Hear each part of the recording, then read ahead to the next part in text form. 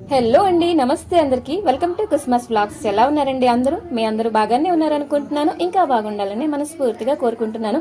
మరి ఇవాళ వీడియో ఏంటి అంటే 2 రోజుల తలక వీడియో ఒక వ్లాగ్ చేశానండి. ఐ హోప్ మీ అందరికీ ఈ వీడియో ఖచ్చితంగా నచ్చుతుంది. చిన్న లైక్ చేయండి, కామెంట్ చేయండి. అలాగే కొత్తగా విజిట్ చేస్తున్నారా దాన్ని సబ్స్క్రైబ్ చేసుకుంటారనే మనస్ఫూర్తిగా కోరుకుంటున్నాను. అయితే ఇదిగోండి పూజ అయితే కంప్లీట్ చేసుకుంటున్నాను. సో పూజ మందిరం అంతా కొంచెం పసుపు కుంకుమ నిండిపోయి ఉంది కదండి. ఎప్పుడూ కూడా మన వంటలు మెస్సీగా ఉంటే మంచిది, అలాగే పూజ మందిరం కూడా పసుపు కుంకుమతో నిండిపోయి ఉంటే మంచిది అని చెప్పేసి అమ్మ అంటుందన్నమాట. అంటే వంటింట్లో ఎక్కువ పనులు అవుతానే కదండి, వంటిల్లు మెస్సీగా అవుతుంది.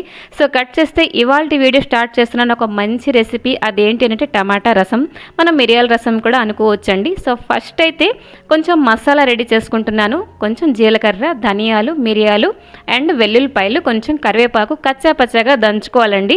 హమందస్తలో చేయాలి, బట్ ధనియాలు మన మాట వినవు. సో మిక్సీ పట్టేసాను అనమాట. ఇదిగోండి కచ్చా పచ్చగా అయిపోయింది. వాటర్ కూడా యాడ్ చేయలేదన్నమాట.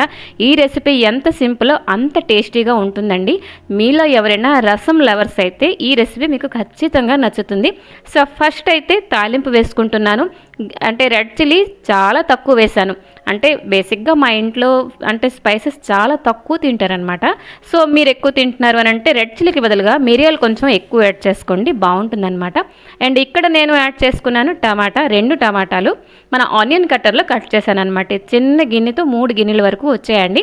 కొంచెం పసుపు, చింతపండు పులుసు, తగినంత సాల్ట్, అలాగే కావాల్సినంత వాటర్ కూడా యాడ్ చేసుకున్నాను అనమాట. వేడివేడి అన్నట్లో ఈ రసం కలుపుకున్నారంటే మరి పప్పు పులుసు మరి ఏంటి అంటే మర్చిపోతారు, మరి ఇంకేంటి అక్కర్లేదనమాట. కొత్తిమీర ఉంటే యాడ్ చేసుకుంటే బాగుండే, బట్ కొత్తిమీర లేదు. ఇదిగోండి ఇవన్నీ టమాటా ముక్కలు ఇవన్నీ ఉడికిపోయిన తర్వాత లాస్ట్లో మనం కచ్చాపచ్చగా దంచుకున్న మిరియాలు యాడ్ చేసుకుంటాం అనమాట. అయితే రసం రెసిపీ అయిపోయింది కదండి. సో రసం కూడా నంబర్ ఆఫ్ వెరైటీస్ చేస్తారు కదా, ఇది one of the famous recipe అనమాట. అంటే రసంలో ఒక వెరైటీ ఇది. సో కట్ చేస్తే మరొక రెసిపీ షేర్ చేసుకుంటున్నాను. అదేంటి అంటే నా స్టైల్లో గోంగూర పచ్చడి. సో ఫస్ట్ అయితే కొంచెం ధనియాలు, మెంతులు కొంచెం డ్రై రోస్ట్ చేసుకుంటున్నానండి. ధనియాలు అయితే చాలా తక్కువ. ఎప్పుడు కూడా మనం ఆవాలు, మెంతులు గోంగూర పచ్చడిలో డ్రై రోస్ట్ చేసి యాడ్ చేసుకుంటాం, బట్ ఇలా ఒకసారి ట్రై చేయండి. నెక్స్ట్ అయితే నేను యాడ్ చేసుకుంటున్నాను రెడ్ చిల్లీ, కొంచెం ఆ మాత్రం ఎక్కువ యాడ్ చేశానులేండి. ఆ తర్వాత కచ్చా పచ్చగా దంచిన తెల్లుల్లిపాయలు. అంటే ప్రొసీజర్ అంతా సిమిలర్గా ఉంటుంది, మన అందరం ఒకేలా చేస్తున్నప్పటికీ కూడా చిన్న చిట్కా మార్పులు ఉంటాయన్నమాట. సో ఇలా ఒకసారి మీరు తప్పకుండా ట్రై చేయండి. బేసిక్గా గోంగూర అంటే మన ఆంధ్ర స్పెషల్ అని చెప్పేసి అంటూ ఉంటారు కదా.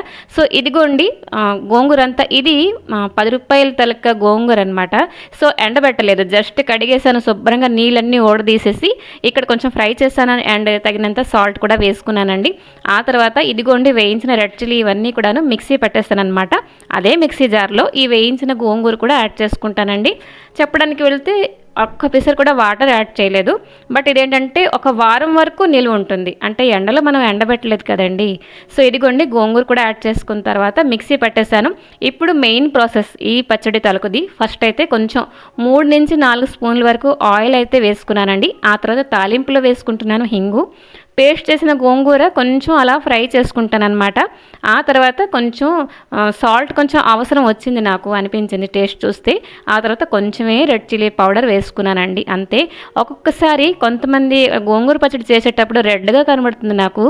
అంత స్పైసెస్ చెప్పాను కదా, అంత కారం కూడా నేను ఎప్పుడూ యాడ్ చేయను. ఒకవేళ మీరు అకార్డింగ్ టు మీ టేస్ట్ బట్టి రెడ్ చిల్లీ యాడ్ చేసుకుంటే గోంగూర పచ్చడి చాలా టేస్టీగా ఉంటుందన్నమాట. సో కట్ చేస్తే ఇది మంగళవారం రోజు షూట్ చేసిన వీడియో అండి. ఇప్పుడైతే నేను, మా అమ్మ ఇంకా మా అమ్మాయి బరెంపూర్ వెళ్తున్నాం అనమాట. లాస్ట్ మంత్ అమ్మకి ఐ సర్జరీ అయిందండి. ఈరోజు సెకండ్ విజిట్ ఉండే. సో ఎర్లీ మార్నింగ్ లేచి వంట ఇవన్నీ కూడా కంప్లీట్ చేసుకున్నానండి. ఎందుకంటే హాస్పిటల్కి వెళుతున్నామంటే అంటే వచ్చేసరికి ఎంతసేపు అవుతుందో ఏంటో తెలియదు కదా. వచ్చి ఆకలితోటి హరివరిగా చేసుకునే బదులుగా ముందే నేను కొంచెం మార్నింగ్ పూట నేను కొంచెం యాక్టివ్గా ఉంటానండి. ఒక్క మాటలో చెప్పాలంటే అలా మధ్యాహ్నం అవుతూ ఉంటే కొంచెం బద్ధకం కూడా మనకి వస్తుంది ఎంతైనా కూడా. సో పనులన్నీ కూడా కంప్లీట్ చేసుకొని ఇక్కడైతే హ్యాపీగా స్టార్ట్ అయిపోయాయి అనమాట. అన్నీ రివైండ్ చేసుకుంటున్నాము. సర్జరీకి వెళ్ళినప్పుడు అండి పొద్దున్న 2 గంటలకి లేచాను. అప్పటి నుంచి అన్ని పనులు చేసుకొని ఇవన్నీ రెడీ అని ఇదే దారిలో వెళ్ళాం కదమ్మా. బట్ ఆ రోజు కొంచెం టెన్షన్గా ఉండేము, ఈ రోజు కొంచెం హ్యాపీగా రిలాక్స్గా ఉన్నాం అని చెప్పేసి మేమైతే మాట్లాడుకుంటున్నాం. ఇదిగోండి దారిలో మన షార్ట్ వీడియో అయితే అప్లోడ్ చేసుకుంటున్నాను. ఇంకా నేనైతే ప్రతిరోజు షార్ట్ వీడియో అప్లోడ్ చేస్తూ ఉంటానండి. ఒకటి రెసిపీ, మరొకటి మినీ వ్లాగ్, ఆ తర్వాత డైలీ వ్లాగ్ కూడా అప్లోడ్ చేస్తూ ఉంటానన్నమాట.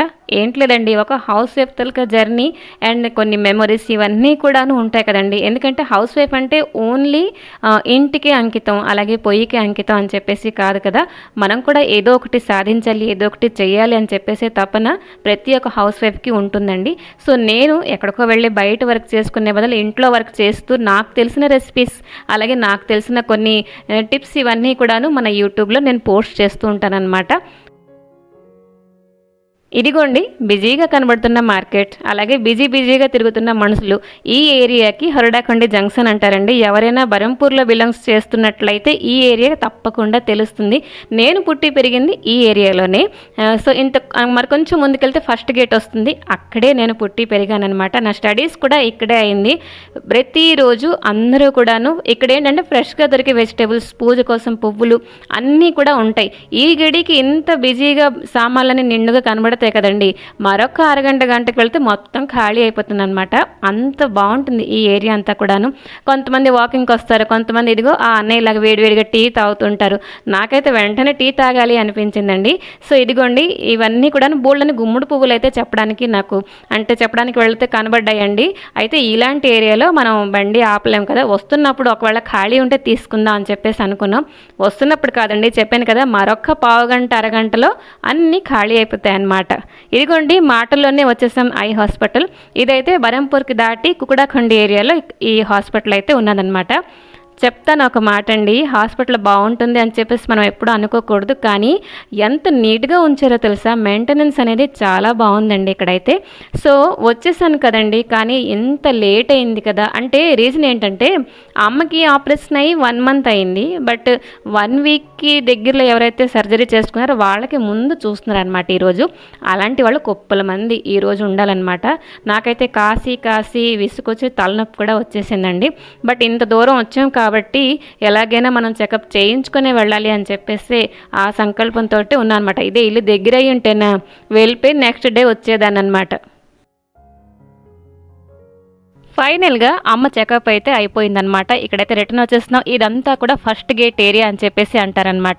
ఇక్కడ ఈ పెట్రోల్ బంక్ చూస్తున్నారు కదా, మరి కొంచెం ముందుకు వెళ్తే మా స్కూల్ ఉన్నదండి. స్కూల్ ఫ్రెండ్స్ కానీ చిన్నప్పుడు ఫ్రెండ్స్ ఇవన్నీ కూడా నాకు అలా నేను మెమరైజ్ చేసుకుంటున్నాను. బట్ అటువైపు మనకి బండి వెళ్ళదు, చాలా ట్రాఫిక్ అండి. నా స్టడీస్ అంతా కూడాను అంటే గవర్నమెంట్ స్కూల్లోనే నేను చదువుకున్నానండి. ప్రైవేట్ స్కూల్ మా చిన్నప్పుడు అంటే ఎక్కడో ఒకటి ఉండేది. బట్ ఇప్పుడైతే అడుగడుక్కి బోల్డ్ అని ప్రైవేట్ స్కూల్ అయితే వచ్చేసాయి కదా. సో చాలా మారిపోయాయండి రోజులు చెప్పడానికి వెళ్తే. ఎక్కడైనా పాత చిన్న ఇల్లు కనబడితే నాకు చాలా హ్యాపీ, అమ్మో పాతకాలం ఇల్లు చూశాను అని చెప్పేసి.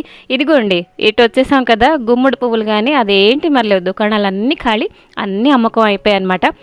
డాడీ అయితే ఈ ఏరియాకి సైకిల్ మీద వచ్చేవారండి. అండ్ రిటర్న్ వచ్చినప్పుడు 2 సంచుల్లో అంటే పువ్వులు, వెజిటేబుల్స్ అన్నీ తీసుకొచ్చేవారనమాట. మెమరీస్ అన్నీ పక్కన పెట్టేస్తే ఇంటికి వచ్చేసరికి నాకు ఇంత చిరాకు వచ్చిందండి. బద్ధకం ఒకలాంటి టైర్డ్నెస్ అనమాట. చెప్పడానికి వెళ్తే నాకు రోజంతా కూడా బట్టలు వెయిట్ చేస్తుంటాయండి. కొన్ని అయితే ఉతకడానికి, మరికొన్ని మడత పెట్టడానికి, మరికొన్ని ఐరన్ చేయడానికి, ఇలా రకరకాలుగా స్టెప్స్ అనమాట. సో ఇవన్నీ సెట్స్ ఇవన్నీ ఐరన్ చేయడానికి అనుకున్నానండి, కానీ అసలు టైం కూడా దొరకలేదు, ఓపిక కూడా లేదని చెప్పేసి నార్మల్గా మడత పెట్టేశాను అనమాట. కొంచెం పని దొంగ అయిపోయానని చెప్పొచ్చండి. సో కట్ చేస్తే లంచ్ అయితే సరిగ్గా చేయలేదు, టైం కొంచెం దాటిపోయి ఆకలి కూడా లేకుండే. అయితే ఇప్పుడు మళ్ళీ అందరికీ ఆకలి వేసేసింది. సో ఏం చేస్తానంటే కొంచెం ఫ్రైడ్ రైస్ చేశానండి. ఫ్రైడ్ రైస్ అంటే పెద్ద ఎక్స్పెక్టేషన్ ఏంటి పెట్టుకోకండి, ఉన్న రైస్కే కొంచెం అలా చేశానమాట. ఏంటి అని అంటే కొంచెం ఆలు, ఫ్రైడ్ రైస్లో ఆలు ఏంటి అని చెప్పేసి కామెంట్ చేయకండి, ఒకసారి ఇలా వేసి చూడండి ఆలు ఎంత బాగుంటుందో. ఇది బ్యాచిలర్ స్టైల్ రెసిపీ అనండి. ఏంటంటే ఆలు ఎంత చిన్న ముక్కలు అయితే అంత చిన్న ముక్కలు కట్ చేసుకొని ఆనియన్స్, క్యారెట్ అయితే తురిమేశానండి. ఇవన్నీ కొంచెం మనకి ఉడికిపోతే సరిపోతుందండి, ఎక్కువ ఆయిల్ కూడా వేయలేదు చూస్తున్నారు కదా. సో ఆ తర్వాత యాడ్ చేసుకున్నాను కొంచెం మ్యాగీ మసాలా ఎంత టేస్టీగా ఉంటుందో తెలుసా ఈ రైస్ ఐటెంలో. ఈ మసాలా రైస్ అంటే రకరకాలుగా మా అమ్మాయి స్కూల్ వెళ్ళినప్పుడు అండి లంచ్ బాక్స్లో పెట్టేసి ఇచ్చేదాన్ని. ప్లెయిన్ రైస్ తినమంటే తింటారా అండి పిల్లలు? కాదు, అదే రైస్కి కొంచెం మనం వెరైటీ చేస్తే ఇష్టంగా తింటారు. సో అదే ఇదిగోండి మ్యాగీ మసాలా వేసుకున్న తర్వాత రైస్ అయితే వేసేసుకున్నానండి. లాస్ట్లో కొంచెం ఏం చేశానంటే అంటే శుభ్రంగా కలిపేసి కొంచెం సాల్ట్ వేసుకొని కొంచెం సేజ్వాన్ చట్నీ వేసాను అనమాట. మొత్తం టేస్ట్ అంతా క్యాప్చర్ చేసేసింది మన Schezwan chutney. So fried rice కూడా అయిపోయింది. కొంచెం ఆనియన్స్ ఎలాగో కట్ చేశాను కాబట్టి రైతా కూడా చేశానండి. చేసిన ఫ్రైడ్ రైస్ మొత్తం ఖాళీ అయిపోయిందండి. అందరం కూడా తినేసాం. అండ్ మరి కొంచెం బద్దకించలేదు, డిన్నర్లోకి అయితే రొట్టెలు చేసేసానండి. మీకు చిన్న టిప్ షేర్ చేద్దాం అనుకుంటున్నాను. ఫస్ట్ టైం ఎవరైనా చపాతీలు చేస్తున్నారు రావట్లేదు సరిగ్గా అంటే మీరు పిండి కలిపినప్పుడు కొంచెం పాలు వేసి కలపండి. ఎంతసేపటికైనా కూడా సాఫ్ట్గా వస్తాయండి. మా ఇంట్లో 2 రకాలు, కొన్ని ఫుల్కాలు చేస్తాను, అలాగే కొన్ని నూనె రొట్టెలు చేస్తాను అనమాట. ఫుల్కాలన్నీ చక్కగా పొంగేయండి అండ్ చపాతీలు కూడా చాలా సాఫ్ట్గా వచ్చాయన్నమాట. సో నేనైతే అన్ని ఉండల్లోంచి కొంచెం కొంచెం ఉండలు ఇలా చిన్న చిన్నగా తీసేసి మరొక రొట్టె తయారు చేస్తున్నానని చెప్పేసి నా టాలెంట్ మీకు ప్రదర్శించేస్తున్నాను. సో సరేనండి, ఈ వీడియో ఇక్కడైతే ఎండ్ చేద్దాం అనుకుంటున్నాను. నచ్చిందా? చిన్న కామెంట్ చేయండి, సబ్స్క్రైబ్ చేసుకోండి. మరొక మంచి వీడియోతో మీ ముందరికి వస్తాను. Till then take care and bye bye.